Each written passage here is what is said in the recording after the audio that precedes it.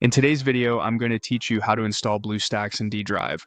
Bluestacks usually installs on your C drive by default, which can fill up fast.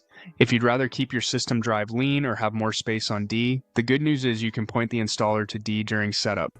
First, download the installer, open your browser, and head to the official website at bluestacks.com. On the home page, click Download Bluestacks 5. Your browser will start downloading the setup file. Wait for it to finish completely before you move on. By default, it lands in your Downloads folder and is named something like bluestacksinstaller.exe. Next, start the installation. Double-click the installer to open it. If Windows asks for permission, choose Yes so it can make changes. You'll see the BlueStacks setup window with an Install Now button.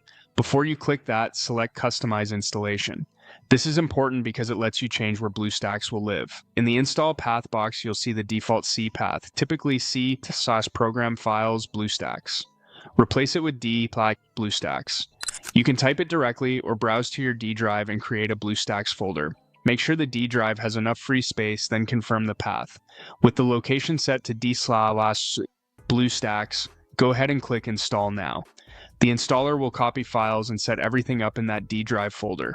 Depending on your system and internet speed, this can take anywhere from 5 to 15 minutes. It's normal to see progress bars pause briefly. Just let it run. Avoid closing the installer or restarting your PC until it's done. When the installation finishes, you'll get a prompt to launch. You can also close the installer and use the new desktop shortcut.